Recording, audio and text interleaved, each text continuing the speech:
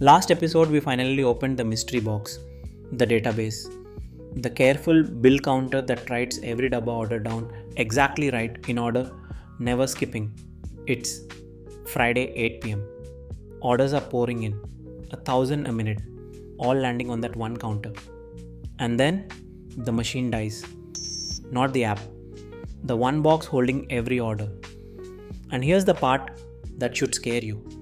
It isn't just that Dabba goes down.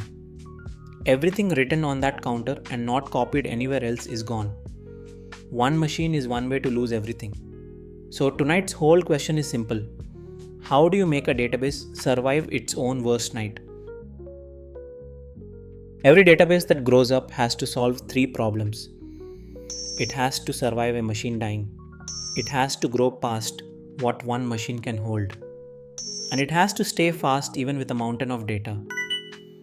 Growing and staying fast, that's next episode. Tonight is all about surviving. And the answer to surviving is the oldest trick in the book. Don't keep just one copy. Here's the idea, and it's almost embarrassingly simple. Keep more than one copy of the data on more than one machine, kept in sync, live. That's it. That's replication. If one machine dies, another one already has everything and it takes over. Picture the bill counter again, but now it's a head cashier who takes every order and a couple of helper cashiers, each keeping a photocopy of the ledger that updates as fast as the head cashier writes.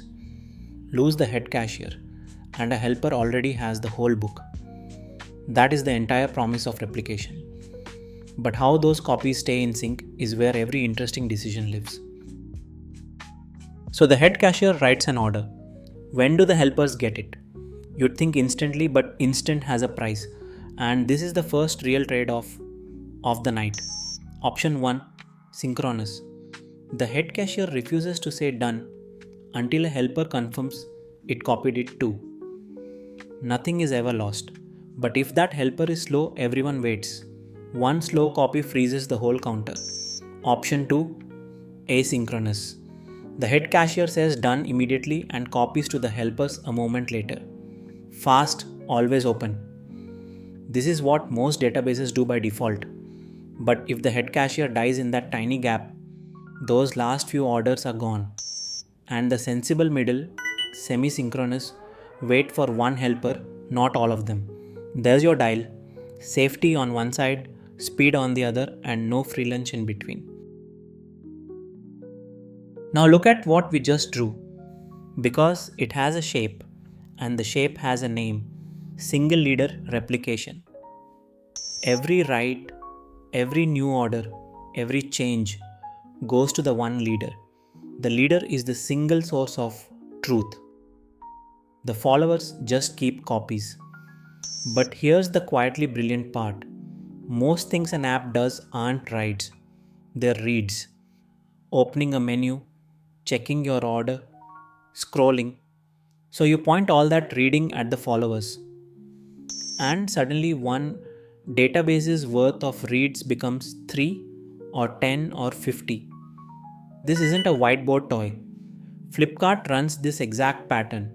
One primary taking the writes, a fleet of replicas soaking up the reads. For around 500 million users. One catch and it matters. Replicas multiply your reads. They do nothing for your writes. Every single write still funnels through that one leader. Now that little delay between the leader and the followers has a name. Replication lag. And you have almost certainly felt it, without knowing that's what it was. Here's the classic.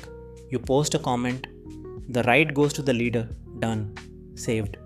Then the page refreshes and that read happens to hit a follower that hasn't caught up yet. And your comment is just gone. You panic, you type it again. Now there are two. That's not a bug in the code. That's replication lag, live. And the fix has a name. Read your writes. After you write something, make sure you always read from a copy that has it. And its cousin monotonic reads. Pin each user to one follower so time never runs backwards. The copies keep you alive, but they are never perfectly in step, and a good system decides, on purpose, Who reads from where? Okay, the whole point was surviving a crash. So let's actually kill the leader and watch what happens. Because this is the scariest 30 seconds in the whole system. The moment the leader dies, writes stop. The system has to notice it's dead, pick a follower to promote, and tell everyone about the new leader. That's called failover, and none of it is instant. First, detect. Is it really dead or just slow? Databases wait for missed heartbeats. MongoDB, for instance, waits about 10 seconds and typically has a new leader chosen in under 12. Real failover end-to-end is usually somewhere in that 6 to 20 second window. Seconds where you're holding your breath. And the truly nasty one, split brain. The old leader wasn't dead, just unreachable. And now you've got two machines, both convinced they are the leader, both taking writes. Two sources of truth is no source of truth. The fix is brutal and simple. Fencing. The system forcibly shuts the old leader out. One crown. Only ever one. So single leader is great until your users aren't in one place. If your one leader lives in Virginia and your users are in Mumbai, then every single write has to fly across the planet to Virginia and back before it's confirmed. That's hundreds of milliseconds every tap. And there's no fixing that with one leader. The leader is in one place and physics is physics. So people ask a bold question. What if we had more than one leader? Multi-leader replication.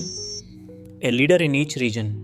Mumbai writes to the Mumbai leader, Singapore to the Singapore leader, all fast, all local, and the leaders sync to each other in the background. Sounds perfect, but it opens a door single leader kept shut. What happens when two leaders change the same thing at the same time?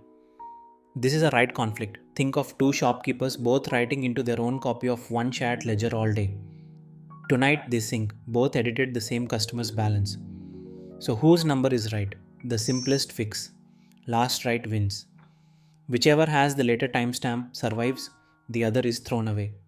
Simple. And it silently deletes one shopkeeper's real entry. Better tools exist. Special data structures that merge changes so nothing is lost. It's the magic behind Google Docs and Figma, where 10 people type at once and every screen still lands on the same page. So the takeaway isn't always reach for the clever tool. It's that the moment you run more than one leader, conflicts are guaranteed. And how you settle them is a decision you own. There's one more answer and it's the boldest. Get rid of leaders entirely. Leaderless replication. Any node can take a write. Any node can serve a read.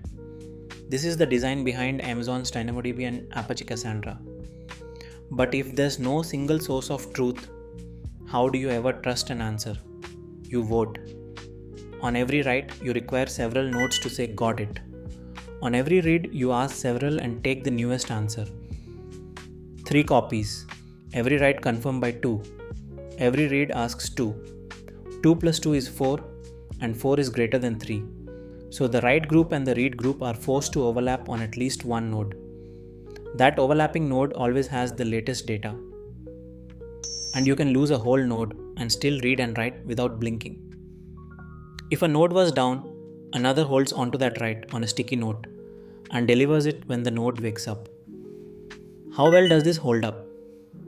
On Amazon's biggest sales day, DynamoDB, this exact leaderless design, peaked at 126 million requests a second and stayed up. Overlap is the whole trick. Lose a node and still read and write. So, surviving. One machine is one way to lose everything. The fix is copies, and copies come with choices, not free wins. Single leader, one careful writer, a fleet of readers. Multi-leader, fast in every region if you can settle the fights. Leaderless, more practically unkillable if you're willing to vote on the truth. Every one of them is the same deal. You trade a little freshness or a little simplicity to stop one dead machine from taking you down with it. But we only solved survive. So what happens when the data itself gets too big to fit on one machine no matter how many copies you keep. That's where we go next.